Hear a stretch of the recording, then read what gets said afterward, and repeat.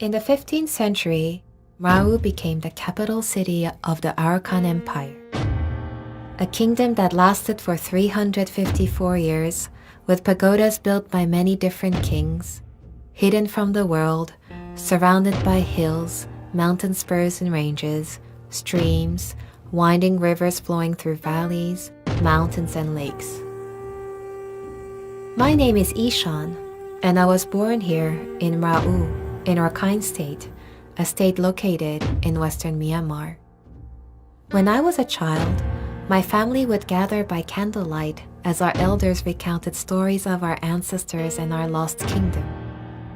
I used to spend my days exploring the wild and dusty orange hills of my hometown. And little did I know that the hills that I used to play on would one day reveal ancient pagodas, fortresses, a palace, and the remains of the legendary capital that I grew up learning about.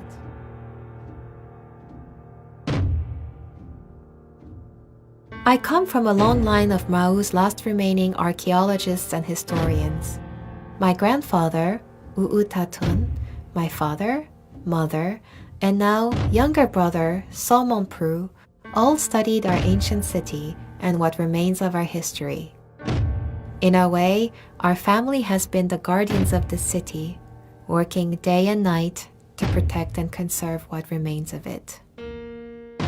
This is the story of my hidden city, my Mrau, one of the world's last remaining undiscovered ancient cities. In 1430, Mrau became the last capital city of a unified Arakan Empire. King Mansobon, whom we revere as the founder of this kingdom, built his capital at the crossroads of two rivers. Mrau is thought to mean the first accomplishment in archaic Arakan. By the 16th century, Mrau had become a crucial part of the Silk Road that connected Arakan to every part of the globe. My brother often tells me of Arakanese, Bengal, Burmese kings and queens, Afghan soldiers, Dutch, Portuguese, Abyssinians, Persian traders, and even Japanese samurais who came to this place. The dreams and beliefs of empires passing through these gates from all over the world. Surrounded by moats, hills, mountain ranges, ramparts, reservoirs, and winding rivers, the natural landscape rendered the city invisible to the world from the four cardinal points. Mrau became so powerful and well fortified that it was one of the only trusted routes through which riches from neighboring kingdoms were transported. And with great wealth and power came great homages. It is said that Arakan was the first place in Myanmar to receive the teachings of the Buddha, and that the Buddha himself came to this region. Our kings built pagodas throughout history to honor the karmic debt that has showered the kingdom with such great fortune. While some pagodas are easily visible, some have been abandoned over time to the forces of nature. Every day, I walk past the Shitang Temple, also known as the 80,000 Pagoda, constructed by King Mamba after his conquest of the 12 Bengal cities. Inside the Shitang Temple are colorful stone carvings of animals, people, Buddha, kings and queens, and a mythical Rakhine creature called a Byal, a combination of 9 different animals. Much of the ancient history of Mrau can be found on the walls of this temple.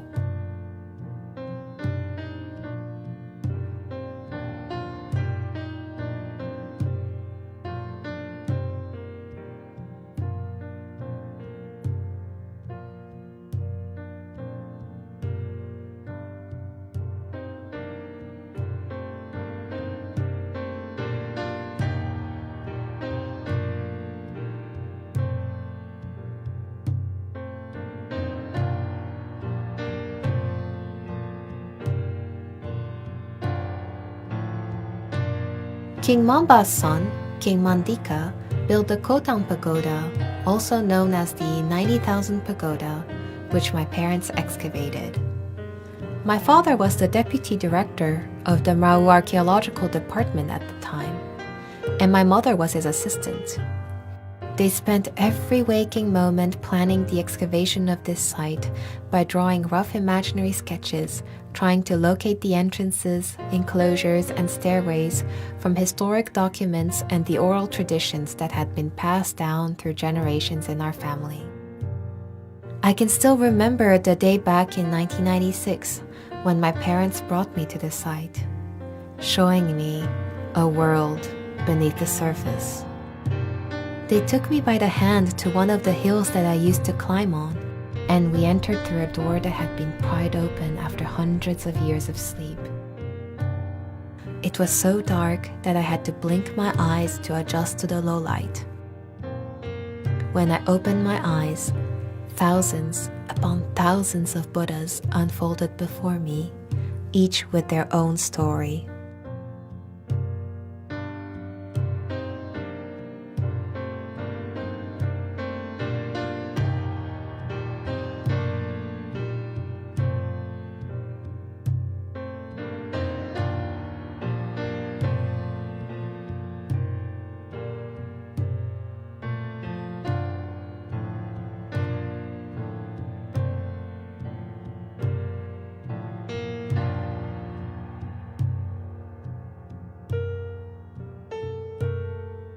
The same guardian augurs and augresses from King Mandika's time continue to protect the entrances of the pagoda, keeping a watchful eye over those who dare to cross the threshold.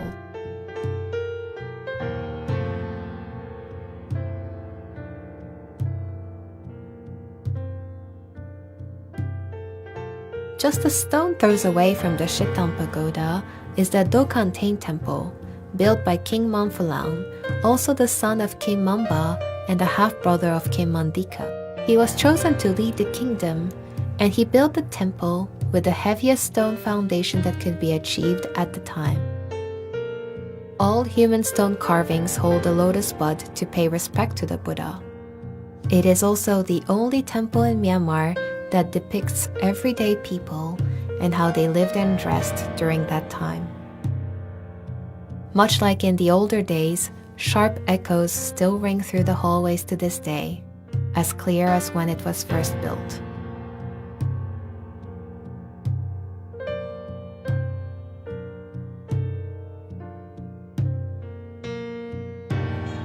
The 21st century has caught up with my city in some ways. Cars and motorcycles meander along the dirt roads. Nearly every resident has a mobile phone, which they use to connect to the rest of the country and the world. Children hear stories of their ancestors, not by candlelight, but by lamps and house lights powered by electricity and solar energy. While the modern world is here, I still see traces of a preserved culture every day, and our way of life has remained largely unchanged for centuries. Our people live simply. We are a mix of ethnicities and values, living with each other and with nature.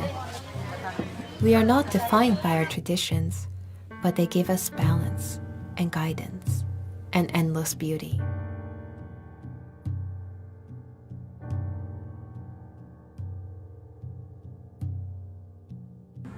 We work with our hands,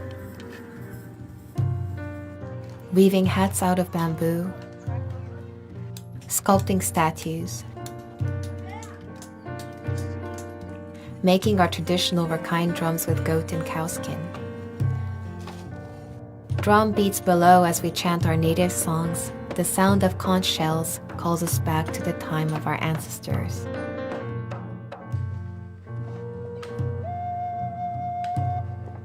Every morning, as I have done since I was a little girl, I cook offerings for the monks and bring them in tiered containers to the monastery to seek the monks' blessings. Families make fish soup to eat with fresh rice noodles, the same recipes that have been passed down for generations. Except for Sundays, locals go to the wet market for fresh produce. Farmers begin wholesaling at 3 a.m. and the market opens at around 5:30 a.m. Fish, seafood, meat, and seasonal vegetables are splayed across counters and mats, 1,000 colors and sights and smells greeting us. Vendors use a traditional Rakhine weighing machine with a special type of weight for their wares, and the clinking of weights reverberates against the sound of customers shouting for a better price.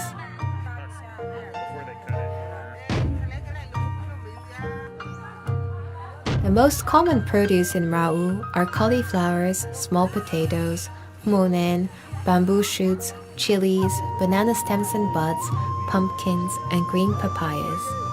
We often joke that there is never a ripe papaya here because everyone eats them when they are green, sliced into thin shards as local papaya salad. On our luckiest days, we can find freshwater snails called moret from local rivers lined with nipa palms. These snails are a delicacy for us and can only be found in our part of the country.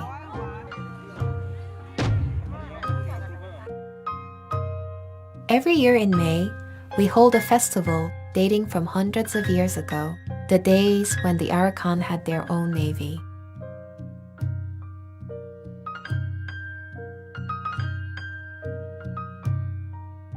Men from the city and neighboring villages go in search of a single tree that can produce a boat up to 70 feet in length.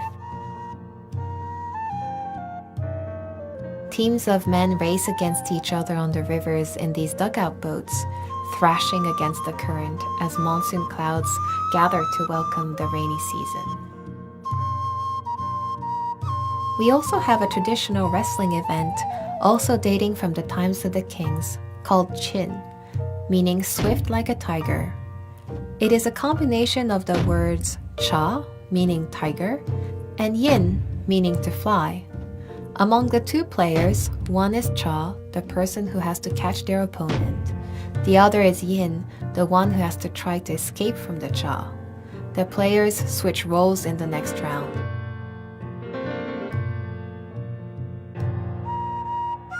The boat race and wrestling are very specific to Mrau and cannot be found in other parts of Rakhine State. For those lucky enough, they witness traditions that haven't changed for centuries. We all take part in finding the balance between our past and our future, between our traditions and preparing for the future, while living and working in our blended world. My brother and I are like so many other young people building towards the future of Mrau, hopeful that a new chapter awaits our city.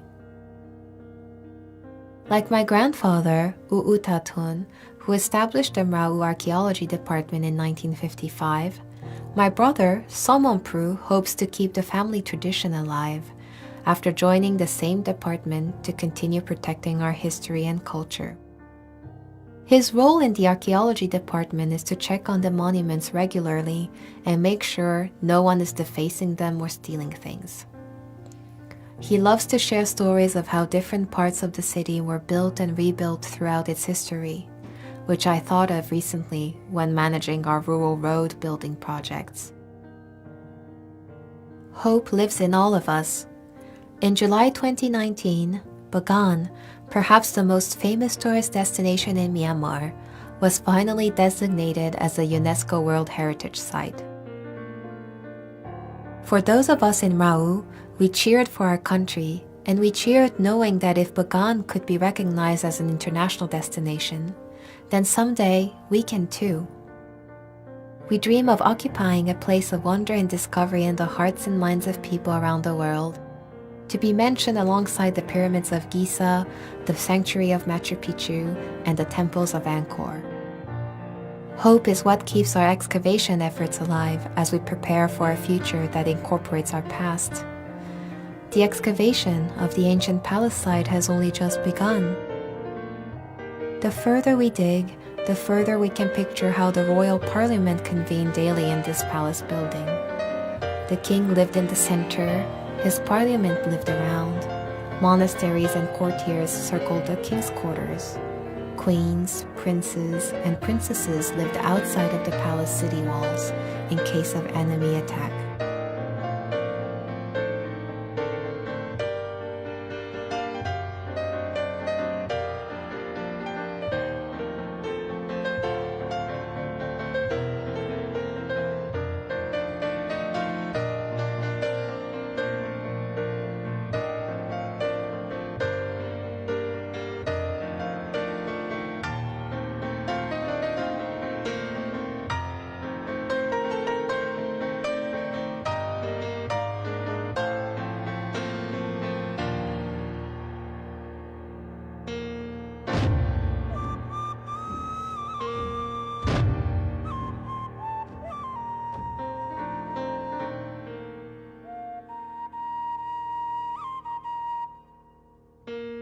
this is just a fraction of what lies beneath the hills and terrains of Rau. There is still so much to uncover in my hidden city. As we awaken from the country's deep slumber and the world's eyes are on Myanmar, I wish for the world to come and discover the magic of my hidden city, Rau, a place of untouched wonder and serenity.